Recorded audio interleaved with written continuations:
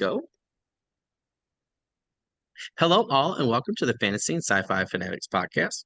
I'm your host, Daniel Coolbaugh. Today, I have with me a very special guest, H.C. Newell. How are you doing today? I'm doing pretty good. Just got off work, so I'm And excited.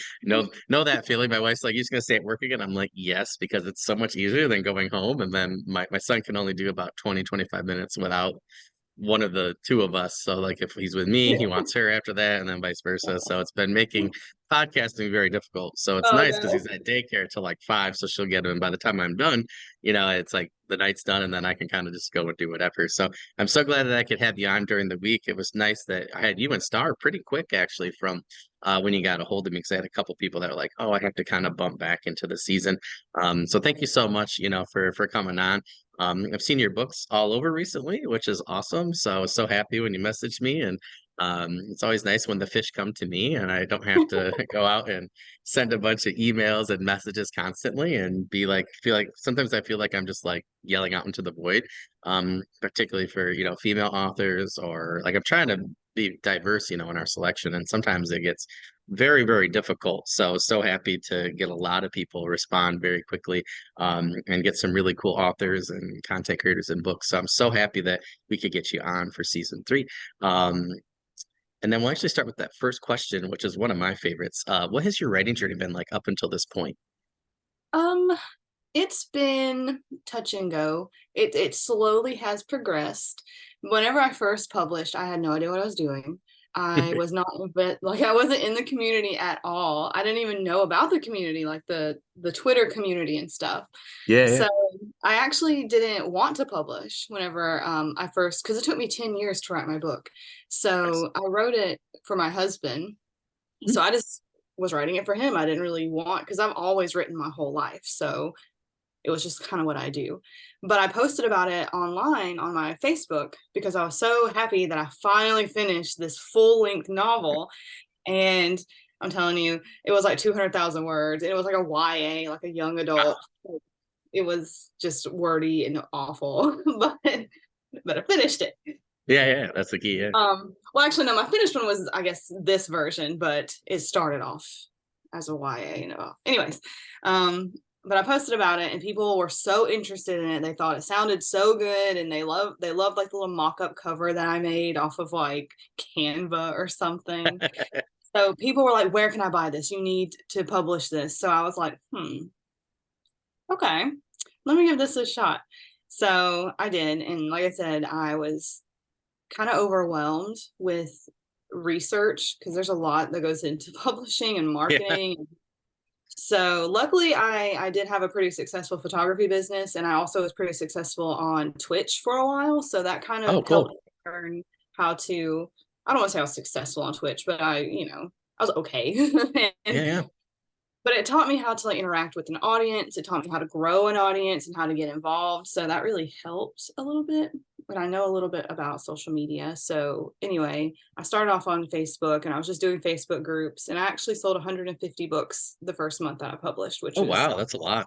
it was great. But then it went down to like one book a month because I Yeah, didn't know yeah, what I was doing. yeah. And my first book had a lot of issues. So I did a second edition of it, which is a current edition that everybody reads.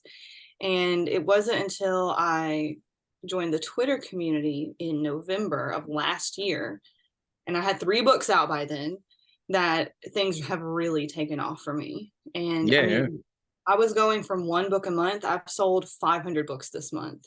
I would say And I've seen your covers everywhere. Like within, I think I might have found you. Oh my gosh, it feels like yesterday, but really, like 'cause my son was born, but really, it was probably when you first came on.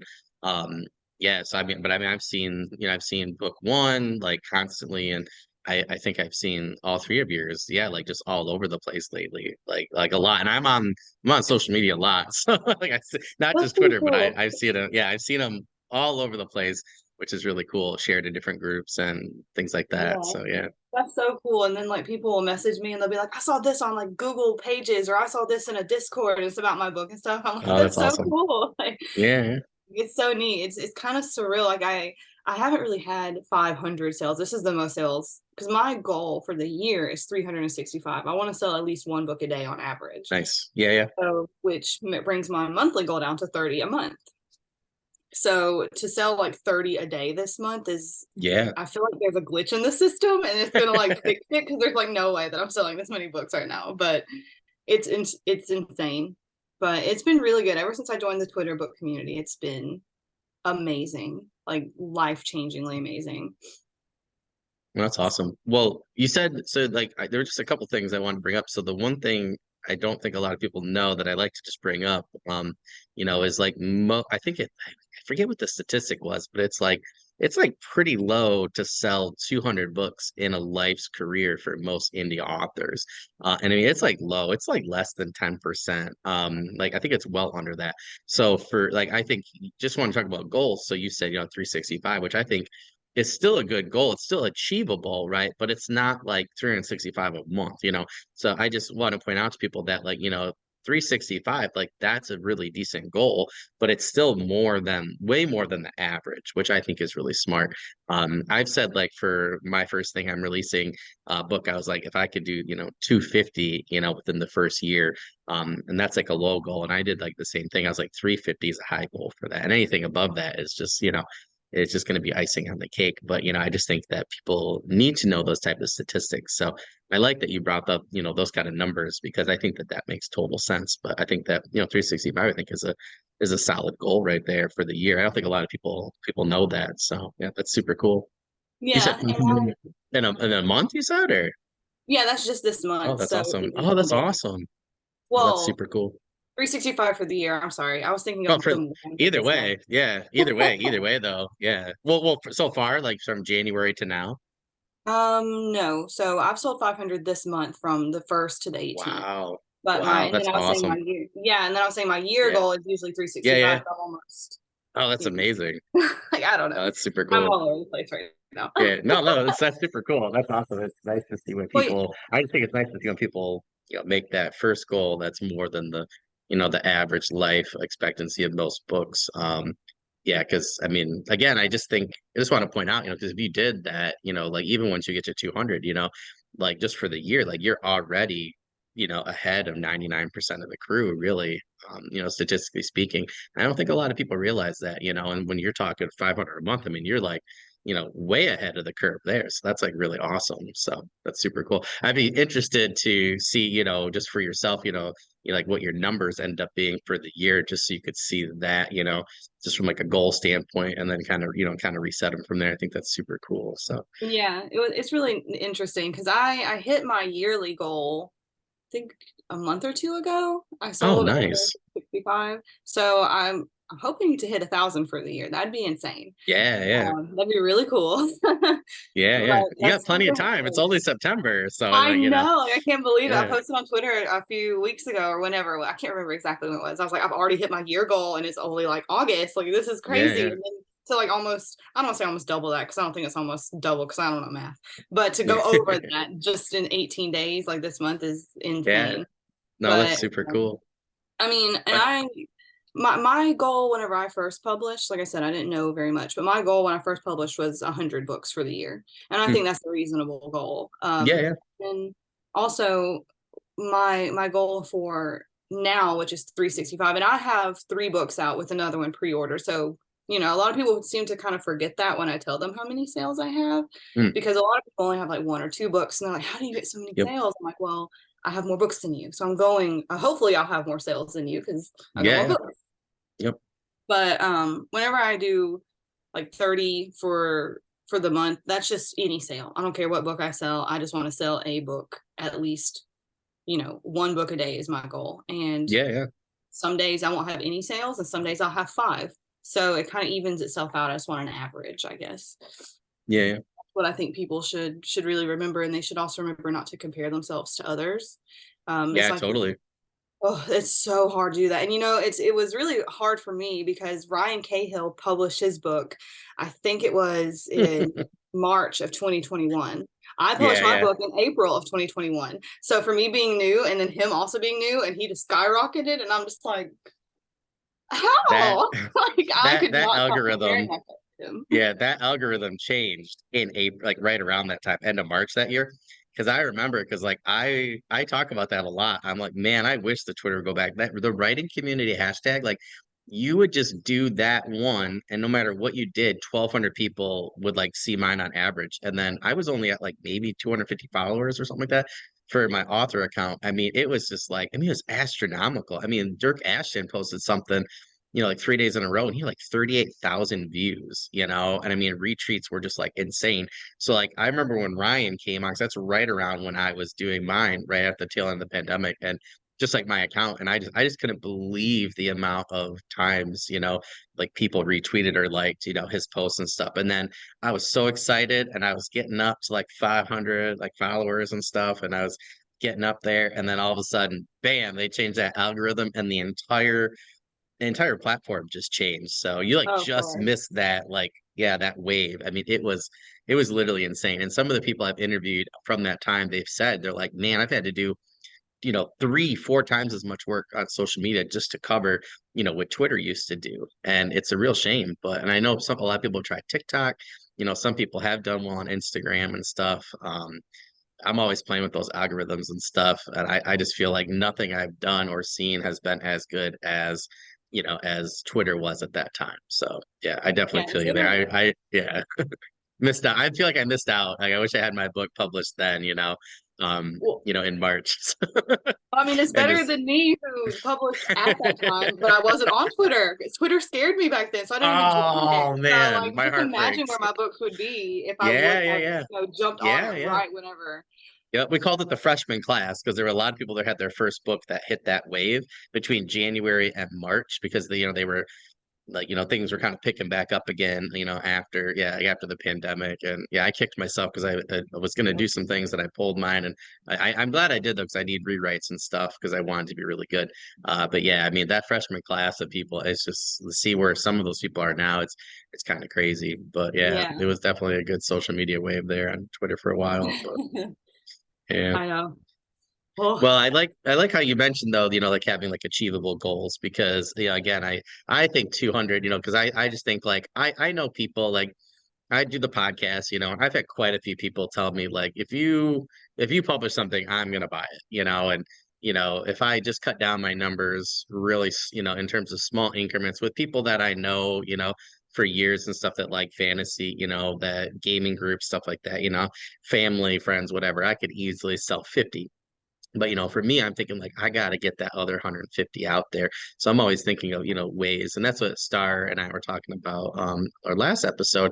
Of really trying to find things that work for us. So I like doing things like this. I like having people on talking about their products. I really like building a community. I really enjoy talking to people in person. I've always been a salesman. I'm a teacher. Before that, I sold things all the time. So I'd rather just go to conventions and, talk to people and do stuff like that. But I think, social media is great for me and everything, but I'm more of a people person. So, I think that finding your niche, I think is really, where it comes down to, in social media. But, like you said, it can be it's a very daunting task. This podcast, I just want to sell your books. Like, that's all I want. I have to like beg people to come on or share links or subscribe or whatever. And I'm not selling anything other than trying to sell, people's products. And I don't want anything in return other than, to see people do really well and to see where careers are later. Like I can't wait in 5 years, like not that we don't want you on, in between that, but 5 years from now, I think it'd be so cool to have you on our season 10 or whatever. And then you're like, yeah, I sold 500 books in 5 minutes, like I think that would just be like so cool. So that's like always well, our goal. But yeah, that would be really cool. I'll take that. yeah, one So of these more days, pitching right? you. Yeah, yeah, yeah. Hopefully, like like season 4 or something like that, or next season. Hopefully, like in the winter. But for our audience, what genres do you currently write in and why? I am writing dark fantasy. It's kind of a mix between dark and epic fantasy. Oh, cool. Um, I like to call it dark fantasy just because there are darker elements. So, Yeah, yeah, yeah. I don't want to call it epic fantasy because you're not really Hmm. expecting darker elements. But Yeah, yeah. I I have always gravitated. It's gonna sound terrible towards like tragedy. And It's a train wreck. It's a car crash. It's fine. Like it's a I'm human on that's nature. why I'm looking. Yeah, yeah. That's why everybody watches reality TV, right? Like, Right. Well, like the what I found was, so let me start over because I'm stuttering. For me to read, like what I like to read is like YA stuff. It's easy. I can get into it. I don't have to slodge through like world building and figuring things out. That's what I like to read. But whenever I write, I like to invest all of that time hmm, into creating a world. Like I have like 4 or 5 different languages in my books, and I've got like oh wow. different races, and they go throughout the whole continent, and they're not in just like one place, or they go throughout the entire continent throughout the series. Mm, But for me, I also found that I am more emotionally wrecked by tragic stories like mm, Final Fantasy X, like that ending. I don't know if oof. you've ever played it, but Yeah, yeah, the ending still gets to me, and I played that yeah. game like so many times. But those things stick with you, like that Mm, emotion, that raw emotion that you can pull out of people from not even just tragedy, but just realistic, raw emotional moments that a yeah, lot of fantasy kind of shies away from, because they don't want the grittiness and they don't want the realism, which is fine. We read fantasy because we don't want that, but sometimes you do, and when you do, it can be really emotionally impactful, and it yeah, really gets you invested in the story, and you can really immerse in that world because you feel those emotions, good or bad. And that's what I really like about dark fantasy. And then the epic scale, I just wanted it to be as three-dimensional as I could make it. So I, and spent a ton of time creating races and factions and guilds and languages and all this stuff. So when you read my books, I want you to be completely immersed mm, in that world. Like I have elves, but they're called Eve, because I try to like separate the real world from fantasy as much as I could. yeah. So Well, that's super cool. I went on I for a liked how long you said dark fantasy because I was just talking to this with an author friend of mine online, and he's like, how, because I have this book that I'm like really focused on my sword and sorcery novella, and I have this other thing, and I just think this will help people. So I'm glad you brought this up. With genre is like, we just discussed this because he's like, okay, your thing's like kind of sword and sorcery, but it's not. It's kind of grimdark, but it's not. And I have a book that's similar to that, and I'm like, what genre am I, or subgenre am I going to do this? So he had mentioned dark fantasy, and I'm like, oh, I said, yeah, it's kind of dark, but it's not grim dark. And then there's fantasy. I said, it's not epic though, but it might be a little bit bigger in scale.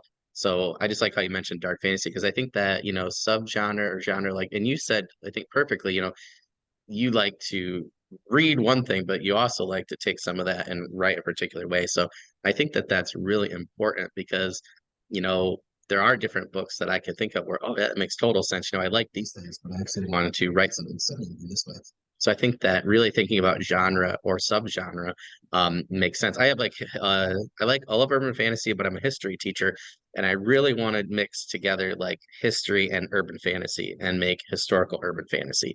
And I have a That's lot of cool. different ideas. Yeah, I have a lot of different ideas to do that, and and I've talked to a lot of people about that, and I'm like, I think that we're still in a traditional sense of thinking. Like we just did it at my meeting just now. We were thinking of a game in the traditional sense. We have to come up with a new game, and we're like, well, we can take the old game and then just do whatever we want because like we're the game creators.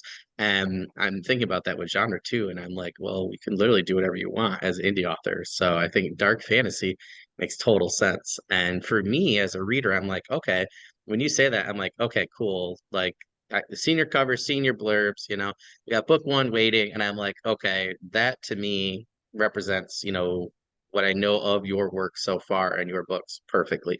And I just think that, people might want to think about that. And if you have to combine a couple different things to fit, your writing style, your stories, I think that makes total sense. So I think dark fantasy sounds awesome. So I can't wait to join you in the ranks of on Kindle in the dark fantasy genre there. So that sounds awesome. And some advice that I would have Oh, for people that are wanting to write is, for one, write for yourself. Don't try to put yourself in a box, but you also need to understand what your genre is. mm, Say, like if my books were actually meant to be for young adults, they're not for young adults because they're not written in Mm. the style that young adults are written in. Yeah, yeah. They're way too like detailed. There's a lot of lore and exposition and world building that a lot of YA has, but it's written in the prose is much different. Mm. So you have to don't try to just like box yourself in because of genre, like, oh no, I can't have this because it's not in my genre. Don't worry about that. Just write. Just make sure your tone and your prose kind of just follows the general guidelines of whatever genre you're trying to write. Because I didn't really have a genre in my mind. Like I said, I didn't really want to publish. So mine's just a fantasy. And I wrote it in a way kind of like I read Name of the Wind. So I loved his Mm. prose, and my book's not written like his, but I like I'm not even gonna like pretend like I'm saying that that I write like that guy. But I just love like the flowery prose and how detailed everything was and just how it all just kind of flowed. So I tried to like recreate that in my own way. Um, and when I first published, I thought it was epic fantasy, and then I come to Mm. realize it's not even epic fantasy; it's dark fantasy because there's a lot of dark things in it. So, don't try to box yourself in worrying about your genre. Just kind of have a general outline of what audience you want. If you're going to do fantasy for adults, then just do fantasy for adults. If you're going to do young adult, then try to do it like right like young adults. Am I making sense right now? No, no, no, totally. And I just think that that's a really, no, I think it's a great point to make. And, I've had stories where I'm like, I don't know if this is going to be grimdark. I don't know if it's going to be epic. I have one that I came up with. I was like, oh God, that's brilliant. And I was like, I don't know where it fits right now. And my friend and I are like, well, down the road, hopefully the characters will talk to me more, and I can figure that out. And I'm kind of going to I'm trying to get out of their way now, and I try to just let them do their thing. And that's where one of my books, I was like, oh, it's grimdark. At first I was like, oh, it's fantasy, and I was like, oh, it's grimdark. Now I'm like, I think it's dark fantasy, and I think you saying that to me, and now I'm like, thinking about it. And I think if I had published that one during 2021, just to try and ride the wave, I really think that it wouldn't have been ready, and I also think it would have been in the wrong subgenre.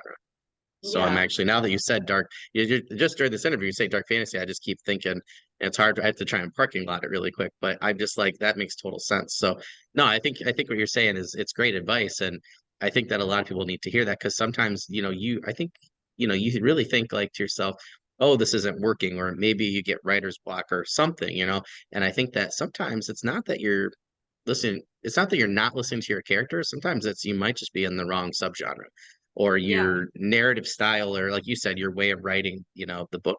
Like I had a friend tell me that day, he goes, this is not military sci-fi. This is whatever he chose, and is a different subgenre. And then, there was one story that Dirk Ashton was telling, or somebody, where it was like they knew a military sci-fi author, but it was like I don't know if you ever watched that TV show Jag, where it was like the Navy's lawyers, and this guy did that in space, but he tried to market it as a sci-fi, like a military sci-fi, but it wasn't. So then he found a different subgenre, and then all of a sudden, his audience, because they liked that subgenre, he found his audience. Because it wasn't military sci-fi, but it was like something else. I forget what the Yeah. subgenre was, and all of a sudden, bam, sales went up, and he did really well because he found his audience. So I think what you're saying is it also goes back to figuring out your genre so you can, really find your audience, so I Yeah. think that makes total sense. Yeah. Yeah. And just, don't, like I said, don't focus too hard on, oh, it has to be dark fantasy, has to be dark fantasy, because then you're gonna put yourself in a narrow mindset, and your Yep. story is gonna all be altered because you're trying to fit things that only go in Yep. dark fantasy instead of just allowing the story to just organically come out and be the way Yeah. it's supposed to be. Like I always tell everyone, my story writes itself. Like Mm. I plan it out, and I'll sit down for a couple weeks, and I'll really like plan out the details. But once I sit down and write, I just sort of use my outline as sort of a roadmap. Yeah. And Yeah. that way, if I get like writer's block or something, at least I know the direction I have to go. Yeah. Yeah. But I really just let the story kind of just play out like a movie, and whatever happens, happens. And then my beta readers will read it, and they'll say, this, like, I've had beta readers that are like, this is a little too romantic. You probably don't want that. Mm. Like, take that out. Or you probably want to add a little bit more grit here. This is a little too sappy, stuff like that. So I can stay within my genre. But when I Yeah. Yeah. write it, I just write it and I don't care. This is my story. And then my readers will let me know if it's, what my audience is looking for. Yeah. Yeah. No, I think that makes total sense. And that you bring up another good point too, just with beta readers and I have some things I'm doing now where I also just found out about alpha readers. It's just like I've been doing this for a while now, and I'm like, oh, I didn't know that was a thing. So I have some alpha readers that are then helping me with the beta reader or editing first. So a couple things because I don't want to waste anybody's time or my money. Yeah, so I think it's also really good to find a really good crew. 3, 4, whatever your number is, right? To really tell you those things because it's like friends. I always tell people, I'm like, I'll be your friend, but I'll be a good friend, but you probably don't want to hear what I have to say all the time because my definition of a good friend is somebody that needs to tell you what you need to hear. But, my definition of a good friend is also a good beta reader, and you're not necessarily tell you what you need to change, but just saying this is working or this isn't working for me, and this is why with, your audience or genre or premise or whatever. But yeah, I think yeah, like how you mentioned a couple of things right in alignment there that I think you need 1, 2, and then 3. So it's kind of linear, but yeah, that's really funny. So speaking of those kind of things, goes right into our third question. What is one major obstacle you've had to overcome in your career so far? I know it's hard to Um, pick one. I know. I saw like 17 go through my. Yeah, You could see the wheels spinning, like, oh, like my yeah. life flashed before my eyes. Last interview star was like, she was, I wrote this down, but then I'm thinking of these other ones. I'm like, that's fair. Well, in the beginning, it was marketing and just trying to get sales. Mm, Because, like I said, I was actually only selling one book a month. yeah, I yeah, had yeah. a really good start, and then it just kind of went down because I don't do paid ads. I don't got the money for that. I don't got the time to learn it. I don't want Yeah, to do yeah. it. I've done paid ads exactly 6 hours, and I lost $40, and I refuse to do them ever again. So I, learning how to market and sell my books, that really came whenever I joined Twitter, honestly. Mm, But also, sequels sell books. So once you have more than one yeah, book out, it can really sell a lot of books. But right now, my biggest obstacle is just getting reviews yeah, yeah. because I have sold a lot of books and a lot of people talk about them. A lot of people like them. A lot of people don't leave reviews for them though. And I'm like, why? So that's my biggest obstacle right now. So if you've read Yeah, my yeah. book, will you please go review it? Thank you. Okay. Well, and I just want to point out too is like, we've had people on here who've also like I think people forget they're also on Audible. And I think a lot like I work so hard. The only thing I like about Audible with review is like once I finish the book, I have to like you have to have a certain number of like characters. And sometimes I like finish it and then I'm going with my kid. I have to remember to then go back to it. But I always remember to go back to it and review it. Even if I've already reviewed that person on Amazon or Goodreads or whatever, because I really want to make sure, that because they don't always link them. I found that out recently because I was like, I don't know if they've changed it, but during the summer, somebody's like, oh, did you review my book? I'm like, yeah. Well, I had reviewed it on Audible. I didn't realize that, that it hadn't linked to my Amazon account. Yeah, I So think it is separate. You have to do it on yeah, Amazon and and Audible. yeah, and I didn't know that. I thought it was, because it's in my Amazon Kindle app and account. So on my Kindle, I can play it or listen to it or whatever. And it's like, I just automatically assumed that they would link it. So I went back Yeah. to all these reviews. So now I have all these Audible books that I'm actually backlogging for reviews on my actual Kindle account, like Amazon Kindle, that's now hooked up with my Goodreads. But yeah, but I always try to tell people, and I keep saying this on this podcast too, like any product they have, like wherever you find it, like just make sure, you're reviewing that product. 'Cause I don't think people realize how much that drives sales and just the analytics. And we try to Yeah. stress it all the time. Yeah. And I had a friend, he's like, oh yeah, I read 100 books in Audible, this and that. And I'm like, how many did you review? And he goes, what? I'm like, what? And I go, how many indie? Right. I was like, how many indie? He goes, I think all 100. I'm like, so you just shorted 100 businesses on their best, you know, mode of advertising. And I'm like, and that really ruins, the analytics for people trying to figure out sales compared to, new sales ratio and stuff. I was just like, so he's gone back and like, has just, he does like a couple Oh, a day or whatever. Yeah. He goes, oh my God, I didn't even think of that. I'm like, because he's busier than I am and I have a kid. So yeah, and it was just like really funny. But I try to always tell people, I'm like, yeah, they're separate. So just want to point that out again. If anybody's on Audible, make sure you're doing that and then also going to Amazon. And I like to just copy and paste them now. That's just what I do. It just helps me out. But yeah. yeah, And I that's a good like one. that Amazon and Goodreads have linked it so you can see your Goodreads. So yeah, it's so Yeah, much easier. I hate that Amazon makes it so hard to just leave a rating because even ratings Yes. without a review, that like anything helps. Even if you just said I liked it, the number of reviews matters more than the review itself. So I Yep. love that Goodreads, you can just do the rating and you don't have to even Yeah, yeah. write because The only the only thing I don't like about Goodreads is like I have read books recently where I'm like, okay, like if I'm on a hard scale, I love these things, it's a 4.5. But it's not a 4. It's a 4.5. I knew you were And gonna but say that. it won't let me just click half a star. So in my review, I actually say it's not actual 4 for me, it's a 4.5 out of 5. And this is why. And and I'll say like this is what I loved. And I might even say like, if it had just had, I might just say one or two things, like not critiquing writing, because I would never do that in a review, but I'll just say like, I just felt like I need a little bit something more to be a 5. Yeah.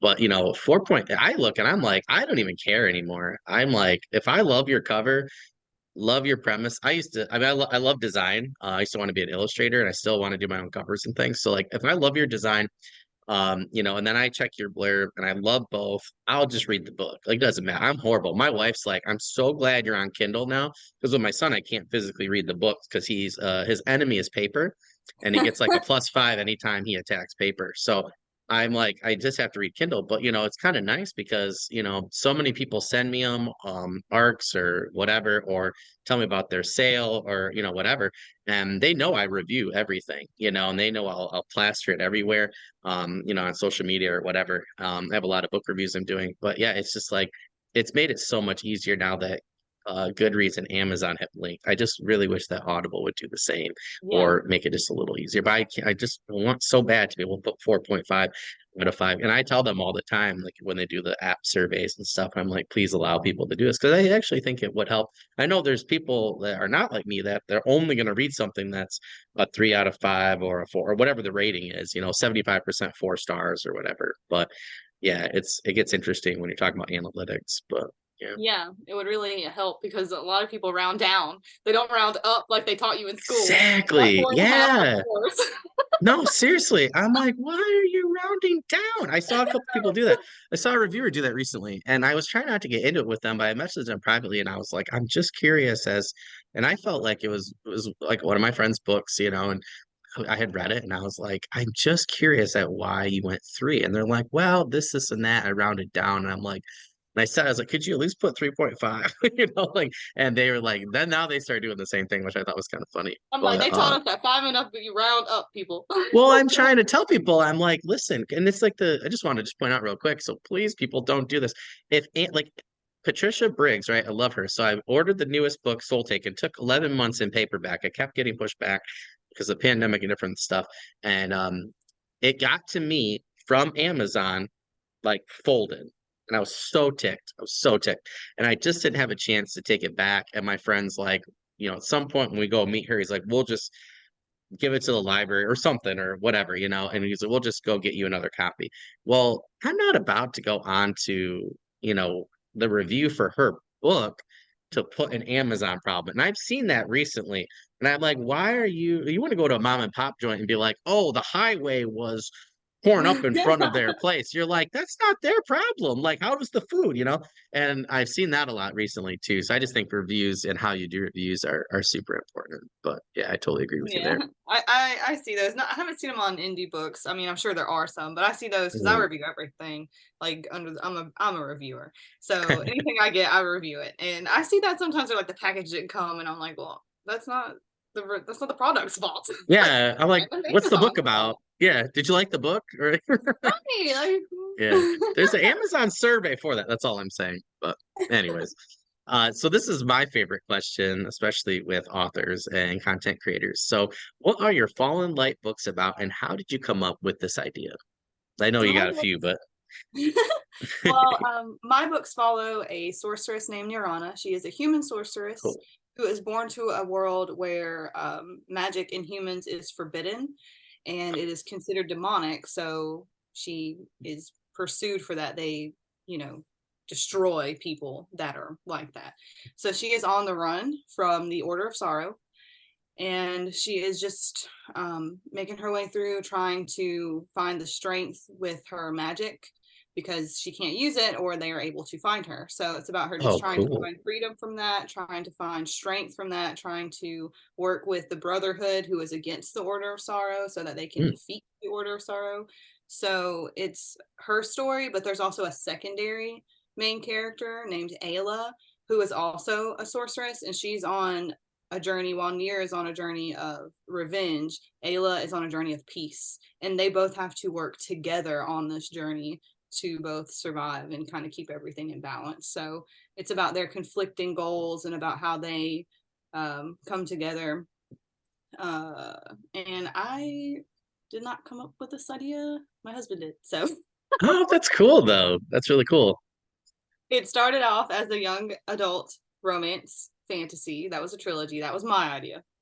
And then I was like, I want to take this to another level. Like, I just want this to be deeper. I want it to be richer. I want it to be darker. And he was like, well, why don't you make it with, you know, somebody who's outlawed for being magic and they have to go to all these magical realms and do all this stuff. And then that idea just like flourished into all of this. Oh, that's So cool.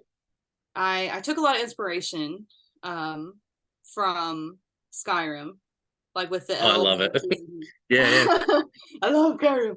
I took inspiration from them with the elves and the humans that are at war, all the different races and stuff like that. And the humans are kind of more, they're not really based on Skyrim. Skyrim is more of like a Nordic society. Um, but the elves are kind of more grittier and they're more Nordic and more Viking style than like Mm. Tolkien style elves.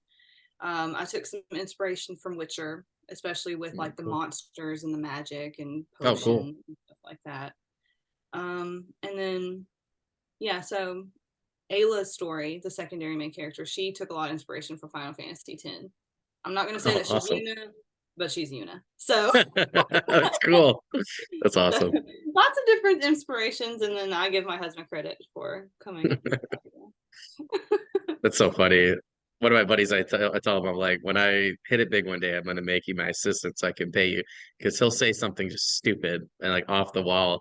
And the one day we're driving back from a book sale and he's like gives me this idea and I'm like, gosh darn it. He's like, what? I'm like, now I have to write a trilogy about this idea because my writer brain worked through it, and I was like, oh, it's so cool. He had these ogres, and it was like kind of a humorous thing. And I was like, well, what if you did like a comedy, like a comedic thing with like the overlords and stuff? So and then I had my trilogy, Ogres and Overlords, and I tell him then I was working on that, and he came up with something else, and I was like, he's such a good idea, man. I was like, stop coming up with ideas until I finish the other 20 books that I have to write to start off. But yeah, so I always give him credit. So I can't wait for one of these days when people ask me and I was like, yeah, it was some stupid throwaway comment. So I definitely feel you there. Yeah, But yeah, you gotta give credit where credit's due. So I like that you're giving him always. credit. So that's awesome.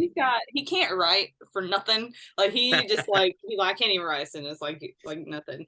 But his imagination is just so good. He can just come up with ideas on the spot. If I'm Oh, stuck with that's my awesome. book, if he doesn't want to know anything about my book, he wants to read it. No, So that's I fair, can't. yeah. So like I do go to him if I really need help, but I try not to. But like when I go to him for help, it's just like instant. He just knows what to do, and I'm like, "Will you stop?" Like I've been over here for like 2 weeks trying to figure this out, and I ask you, and in 1 second you have it figured out. Like, Yeah, yeah, yeah. but Oh, that's like I have funny. a good imagination, but some people they got some crazy imaginations. No, Just I it, agree. Yep. No, my friend's like that. I'll use him as a sounding board, but it's hard because he wants to read my book. So he'll sometimes be like, no, don't tell me, this or that, or yes. and I have to like work around it. I got like three friends like that. And so my wife does not like fantasy or sci-fi. So she's like, go interview people. Like, please, Oh like no, talk to authors and it's fun. So it's like my hobby kind of thing. But yeah, who but doesn't I like think fantasy? what's That's grounds for oh man. divorce.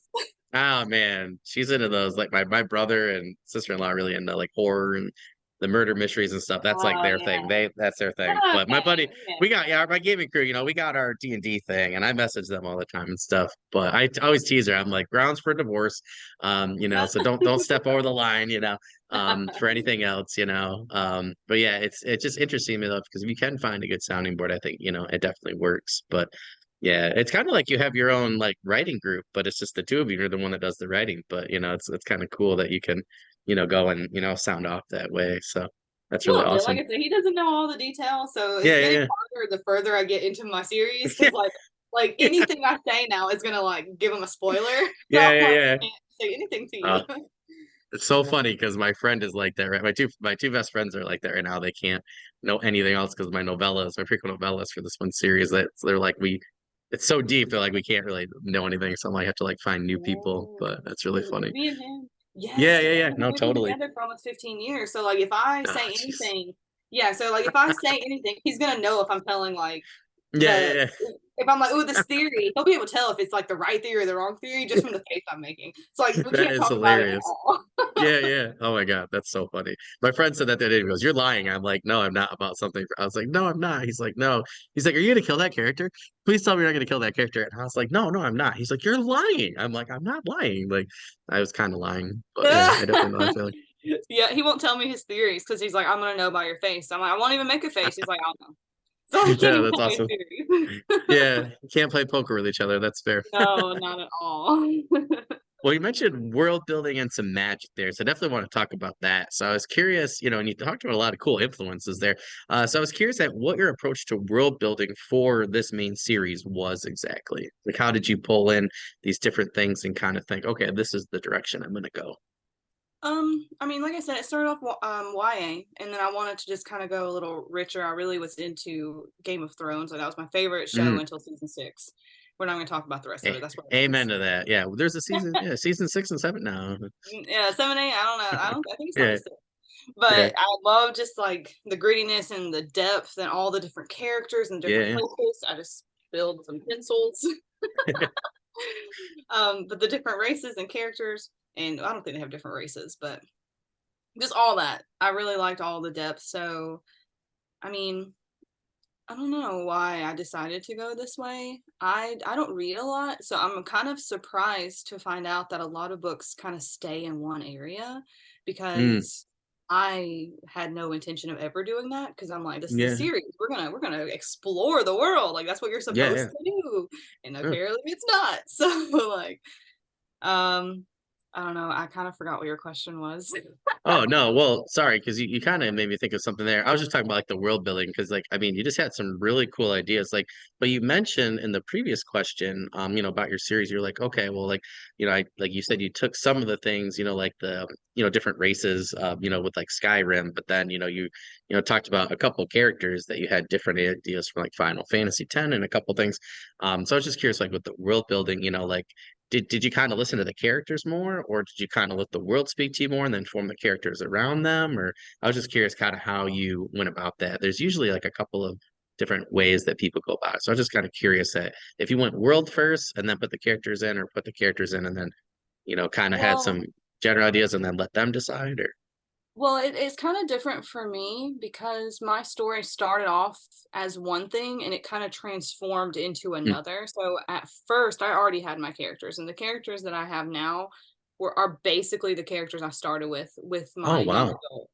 Yeah, So yeah. yeah, so their names have changed, but most of their backstories, most of their personalities, their looks, they're all basically the same. So I started with my characters and I sort of built the world around that. Oh cool. Um, but whenever I was creating the Fallen Light series, obviously I had to scrap everything. So I tried stepping away from those characters, but for some reason they would not leave my head. So I just had to bring them Hmm. over to this new series. Yeah, yeah. But I you have to know the end before you know anything. So, you have to figure out how everything's going to end and what the goals are. But I think because it's been so long, this was like 12 years ago now or something. Yeah, yeah. But I think that my advice and what I did was start big and get smaller. So like Hmm. you create your world and you kind of create the general idea of how many like countries or continents or whatever, and then you kind of like go down and you'll go to like one country and then you go down to a city and then you go down to like the capital or whatever, and you kind of fill in the blanks with the people and where they're going and where they're from and their culture as you go down, instead of, for me, starting from the bottom up didn't really work because I needed a map before I could do anything, because I Yeah, had no, to know where totally. people, yeah, I had to know where things were placed and what, because you can't really, for me, I couldn't create, the Vaxros, which is a desert race of basically orcs, and they live in the desert and they have um steampunk aspects, like the Oh, that's elves cool. have steampunk there and stuff.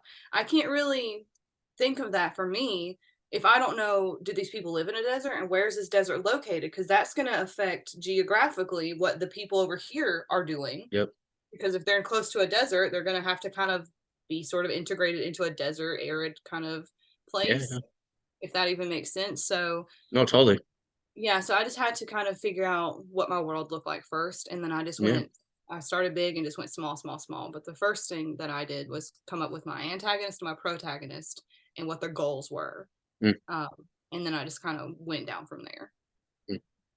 I I feel took you so there. long to answer these questions. No, no, no. But you did a really good job. So like, I just like I had to go on to Incarnate. I had a different map thing, and then I did the basic map there, but then I had to zoom in, for different things. And I was doing a D&D campaign in my fantasy setting, so which really helped. But I did it just to kind of flesh out some different things to see if the map made sense and stuff. Yeah. So it was kind of like, yeah, it was interesting. It was really cool. I want to do my own game for my fantasy world.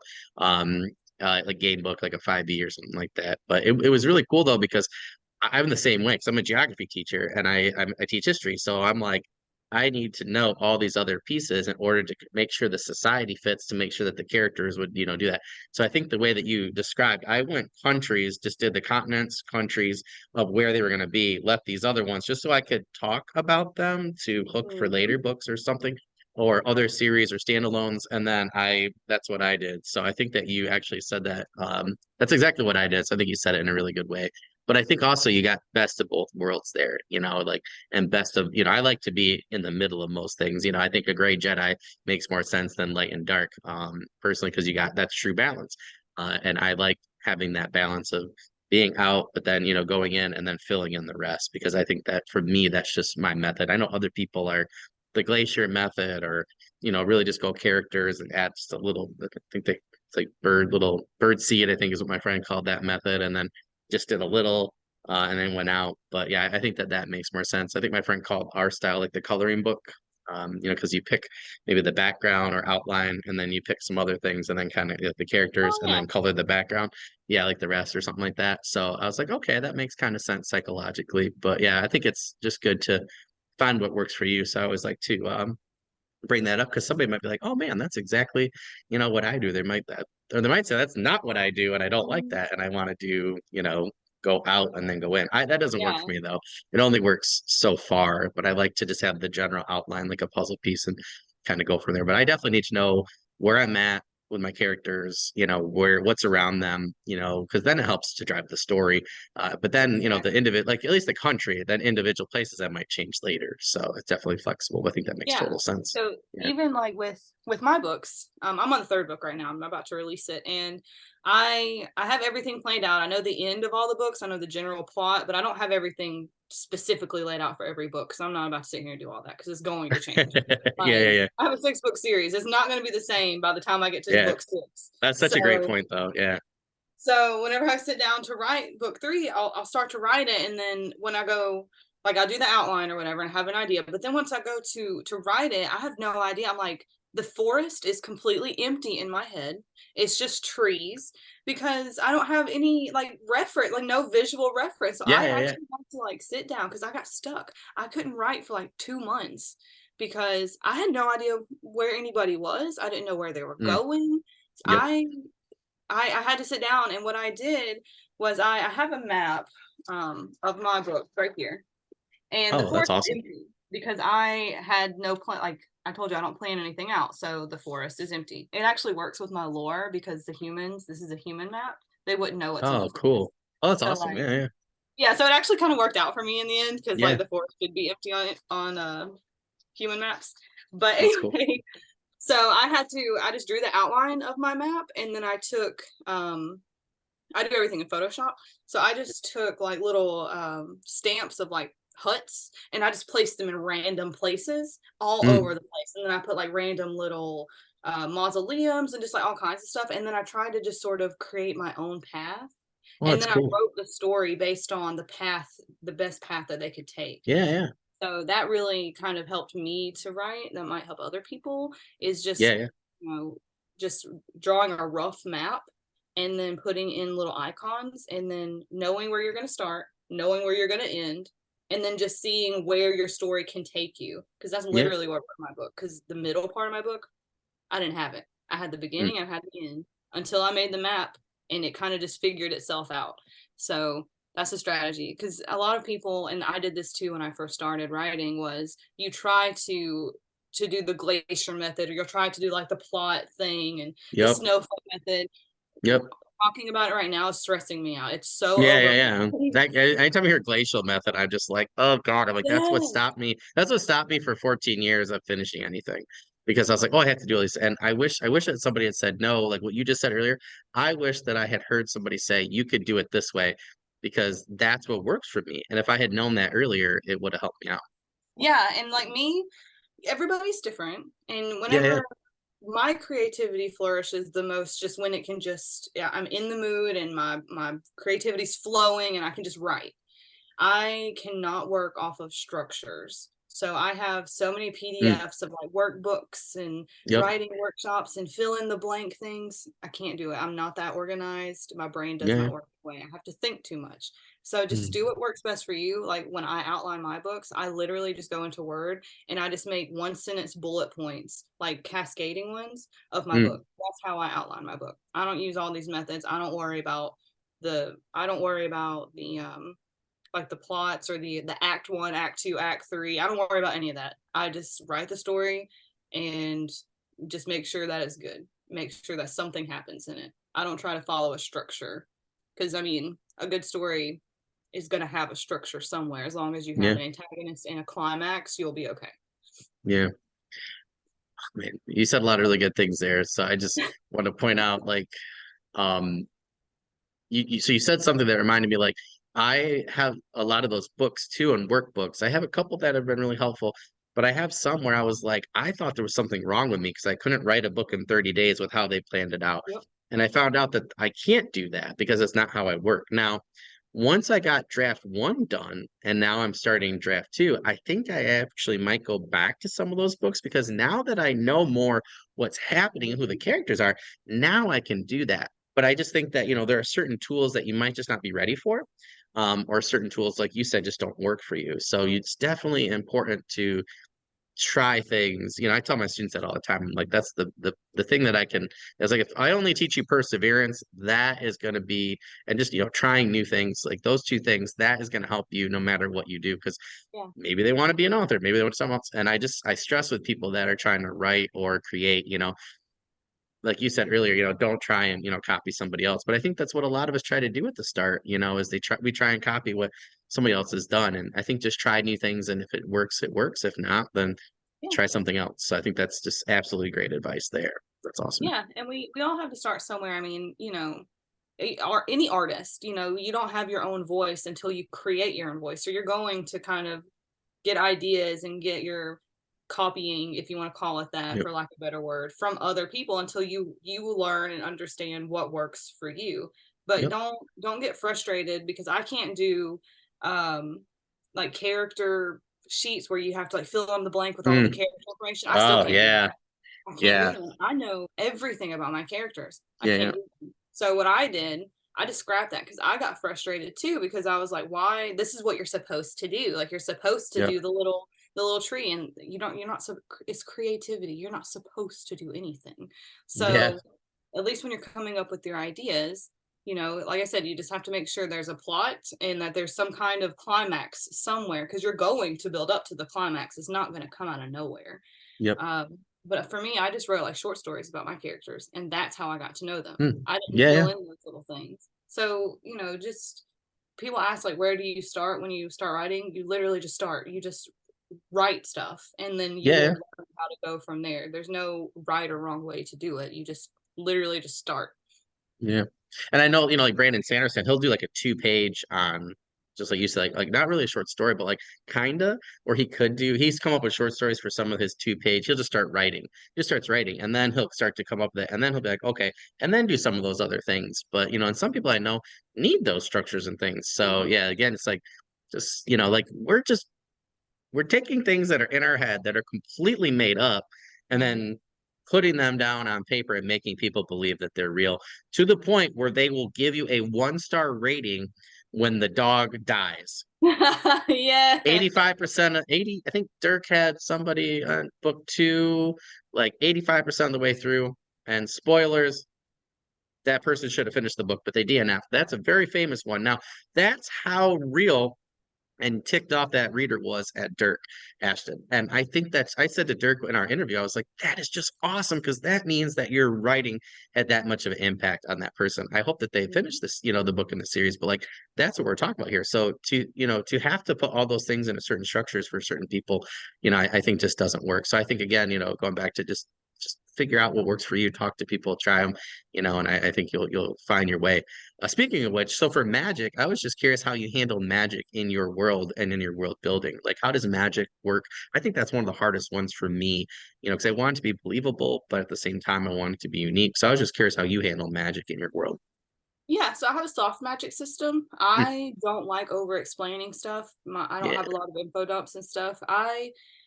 I take the approach in my books where you kind of experience the world as the characters experience it. So the cool. things that she already knows will be in the exposition, but the things that she doesn't know, you're going to have to figure them out with her. So it's not going to be, somebody says something and Near doesn't know what it is, but I'm going to explain it to you in the exposition. That's not how it's happening. Now, this is third person. It's not first person, but it's kind of first person because, whatever she doesn't know, you don't know. Yeah, yeah, But I also don't like to understand everything because it takes the mystery out of it, and it takes yeah, the totally. magic out of magic for me if I Yeah, understand the science behind it. So I took the approach to do a soft magic system, and as long as you have laws with your magic, you have. For me, magic needs to have a disadvantage. Some magic doesn't. There are some like Superman, like just kryptonite is his only disadvantage, which is insane. Super Saiyans, I don't know if they have a disadvantage. yeah, So like yeah. so pulling off Going their to tails Super or Saiyan. something. Yeah, yeah, Like totally. I think pulling off their tail is like the only thing that like their Yeah, only yeah, yeah. weakness. Yep. But like, so you just make sure that you have a disadvantage because all of my magic it works on like an energy system. They call it energy. I try not to say magic because like I said, I tried like separating the real world terms. So they do say magic, but they like to call it energy because it is energy. It's magical energy. And it works just like our energy does. It can't be destroyed. It can't be created. If you almost like Star Wars, if you're bad, it kind of gets diluted and turns dark. And if you're good, it gets lighter and it's pure.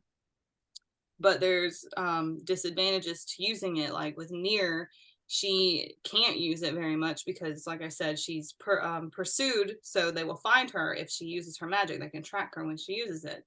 But sometimes she has to, so she'll teleport. But when she teleports and nearly kills somebody because she's not good at it, and it makes her really, really, really weak because she's expended a lot of energy. So that's how I did my magic was soft system, and when she uses it, it's kind of like, if you want to say like working out. So it Yeah, just yeah. expends a ton of energy. The more you work out, the better you're going to get, the longer you can go. It's kind of how my magic works. That's cool. That's awesome. That's like, yeah, it's like very similar to the kind of style that I like because like I'm like I do like Brandon Sanderson. I like new things, but at the same time, I'm not somebody that gets caught up with it. I want your characters to be good. I want them to go to cool places. I want some heroism, I want relationships, and at the end of the day, I'm like, I don't know. I don't really necessarily need to know everything about the magic. If you have something new and interesting, I'm like, oh cool, that was a cool spell, or maybe they used it in a unique way, something like that. But to me, it's all about the writing and not Yeah. necessarily everything about the magic. So for me, that sounds really cool. And as long as there's like some sort of disadvantage, again, because I think it makes your writing, the way you explain it, that to me makes the writing and story a lot better, because they're not just solving every problem with it, because it's causing more problems. So I think that sounds really cool. Yeah. And I had a bad thing which I was able to fix, but in like book one, they have potions and they have magical healing. So, they get really injured. And I was told when I first published that I had one data reader and he told me nobody likes filler. They want action. So my book is a bunch of action and a little bit of filler. And, I've learned from that. But, because I didn't have a lot of downtime, I had to heal people because I didn't want them to just be walking around injured so I would have them heal. And then I sort of started relying on like healing potions. So now I've sort of changed the lore a little bit, like as I've written to where like the characters in book three, they hardly use any healing spells and Hmm. healing. So it's kind of made it a little bit more realistic. Because there wasn't really a lot of downsides to that. They were Yeah. just killing each other like left and right.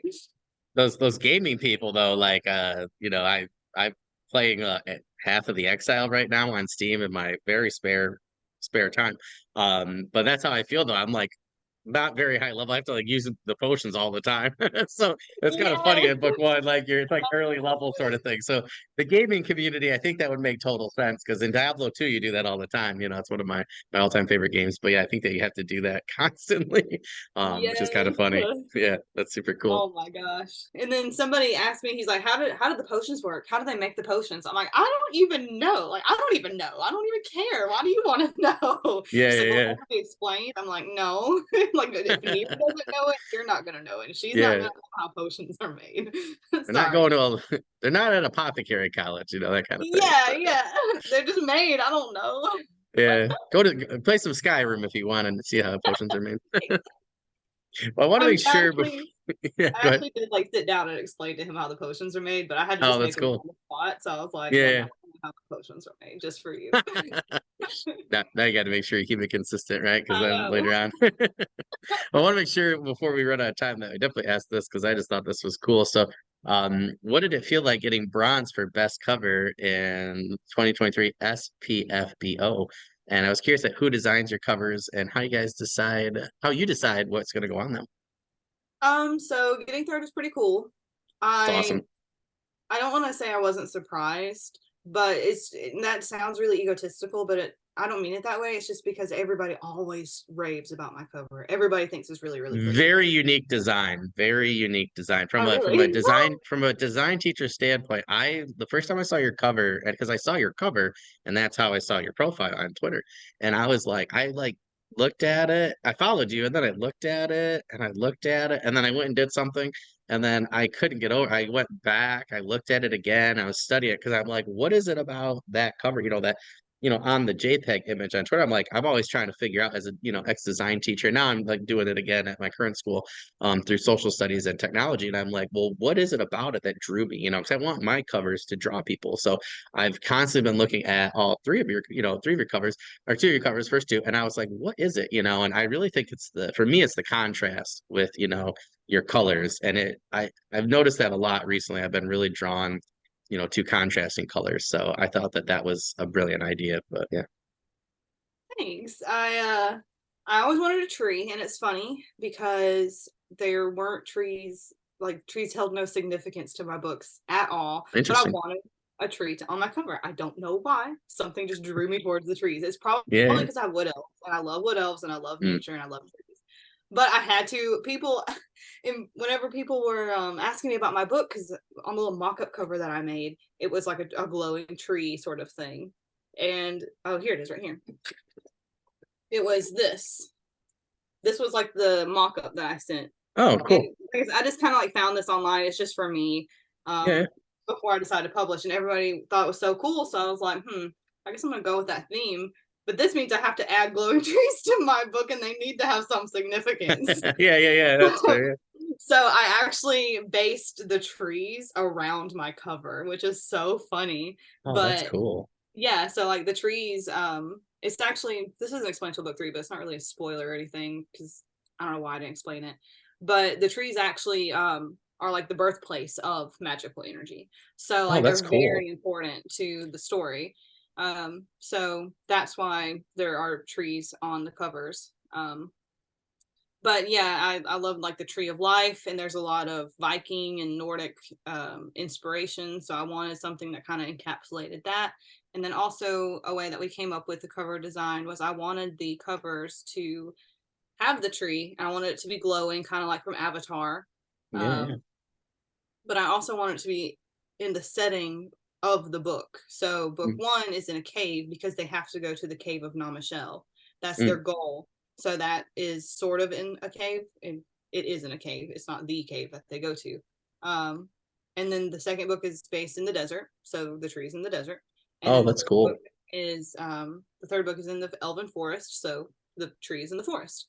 So that's how we came up with the design. Like I said, I wasn't really too surprised that I got top three. I was maybe kind of surprised that the judges didn't vote for mine, but there were a ton of really good covers. So I'm not even Yeah, like, I'm surprised that I didn't win just because I thought I was going to. But whenever I saw the yeah, other covers, I was like, okay, I might not win because these are some yeah. good covers. It was this year, and then I feel like 2021 was like, I feel like I don't know if it's hard between 2020, 2021, and this year to see because like JCM Byrne and I were just talking about this so like 2 episodes ago in our current world when this will be published, but like we were talking about, you know, like he had entered too, and he was like, it was just, he goes, now it's like San Diego Comic-Con, you got to make sure you click, and you might not get in, you know, into the slots. So he was like, you know, and then it just depends. And we were talking about, you know, some of the, you know, the good things about it, bad things, things like that. But I think the ultimate good thing is people are seeing,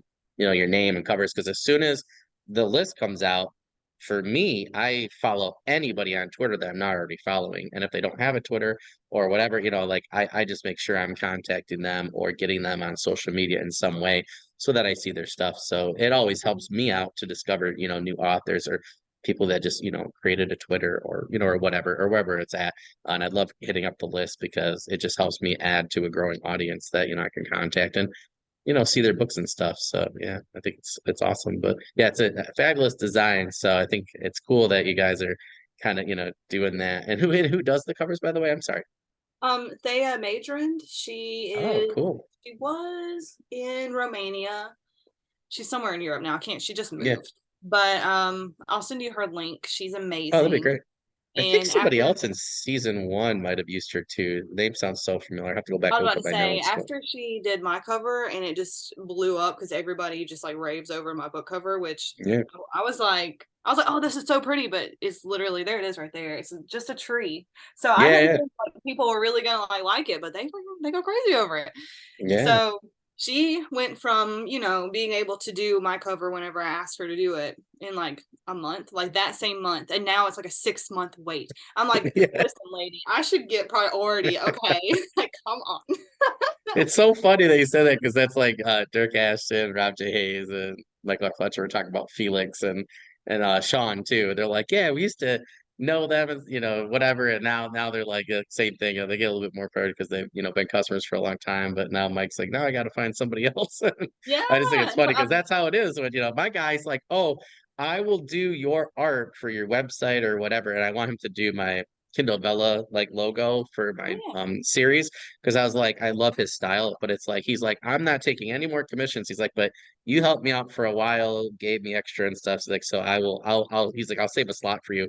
But he's so popular now that, you know, it's the same thing. It's hard to find good help, but when you do, you know, you want to rave about them, and then you do, or you know, they people see your covers, but then yeah, it makes it so it's hard to work with Yes. them. It's like Yes. circle of life, I guess. Like And I, like you said, I give credit where credit's due. So I've always put her name out there to yeah, everybody. It's written in my book, it's everywhere. So I'm like, I love it for her. Like, I want her to have the success that she deserves, but also, yeah. like, Want those I want you, covers? yes, like, I want you. So now I know, like, whenever I start to get ready to do my Yep. books, I reach out to her at least like 9 months in advance just so I can have a Yeah. really good window.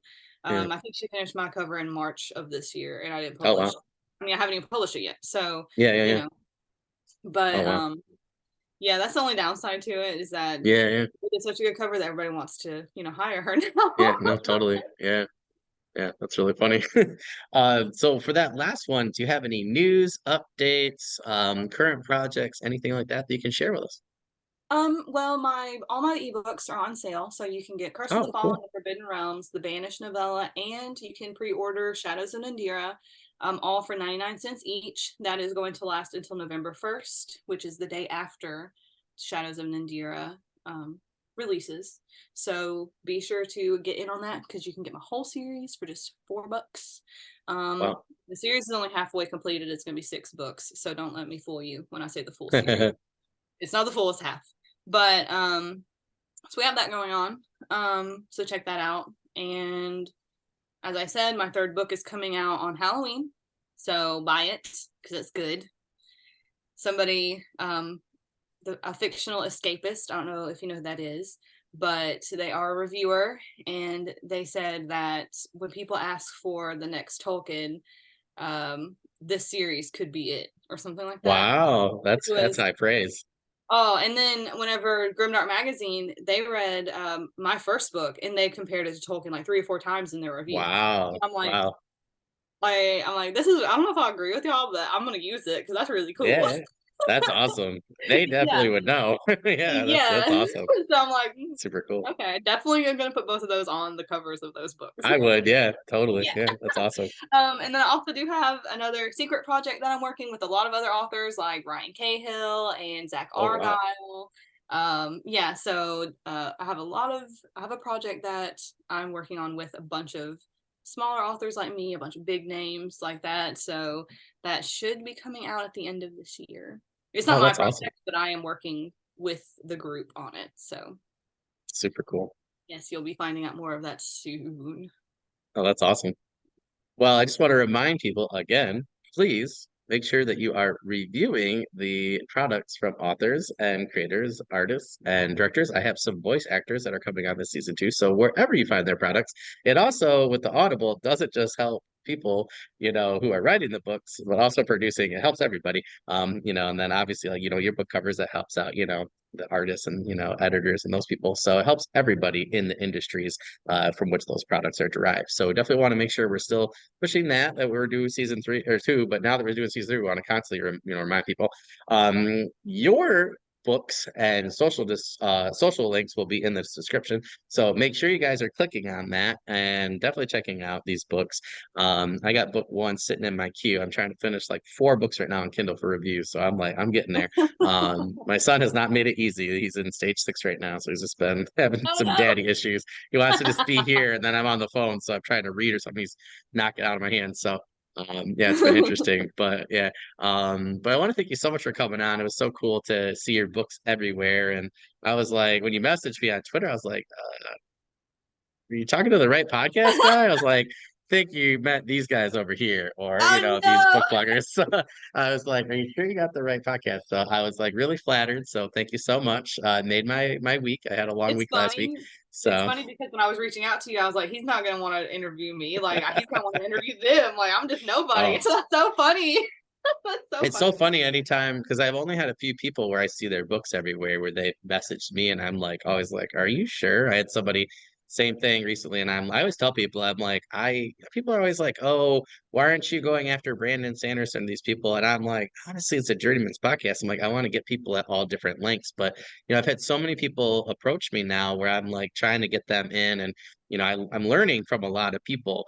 So I've learned a lot from this interview, and that's another reason why I'm doing this. I'm not just being nice; it's also to get drive book sales because like people like my friend Christopher G. Brennan, I really liked his book 1, and I try and do whatever I can to help him because I just want to keep reading his books. So it's not all altruism, I have a selfish, agenda. I got to keep reading his stuff, and there's a lot of authors like that, and I'll get somebody like yourself, and I kind of get the director's cut now because I've found that as a podcaster, I like to see what you were thinking and then read your book because it's like a director's cut for me. And I just learned so much more as a writer, and then I like it more as a reader. So it's definitely enhanced the reading experience for me. So thank you so much for coming on and answering my questions, and we'll post this in your products everywhere. So I time out because I just realized that you're gonna publish this after November 1st. Like I'm not gonna have oh, a that's sale. right. So Oh, what I you will know what? say, Yeah, I was gonna say we could if you send it to me, we'll just post it on all the social media. I can actually take that part and we can actually do a trailer and just put the YouTube clip everywhere.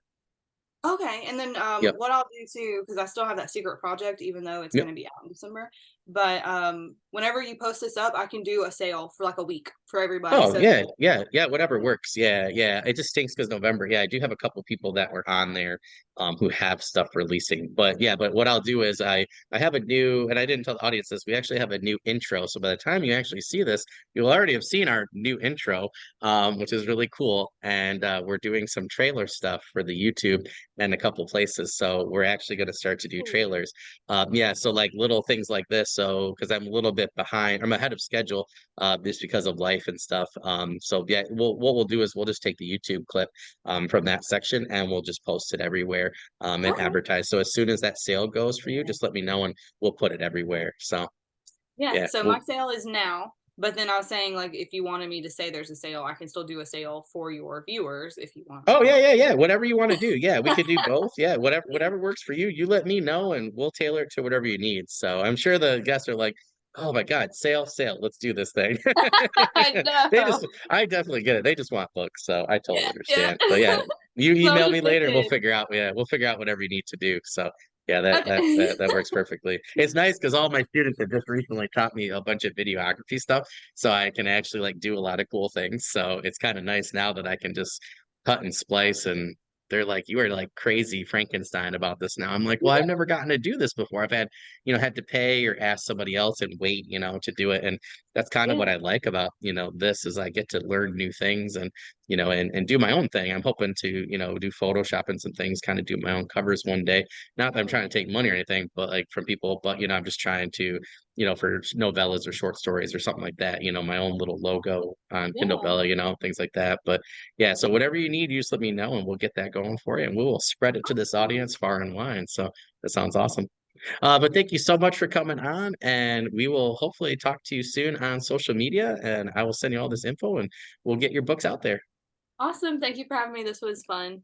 Yeah, I not a enjoyed problem. it. I really hope to have you back soon. I got seminar stuff that I'll be sending out um, guest lists and schedules for to see who is interested in doing some 3-on-1 interviews, or I'll throw out some topics and things. So it'd be really exciting. SFFBO would be a really cool one with some people just about their experience. So yeah, so I'll be throwing those out. We're also doing a newsletter really soon. So anybody that I'll send the email, anybody that wants to sign up for it, and we just got a bunch going on in the winter and spring and then summer. So yeah, even if we can't have you back for a weekly episode, we'll have a bunch of other stuff that hopefully you can take part in and we'll get Yeah. you on here and talk some more. So that sounds awesome. Awesome. Sounds fun. I'm up for Cool. anything. Awesome. Well, you have a good rest of the day and I will talk to you soon. All right. See you later. See Bye. you. Bye.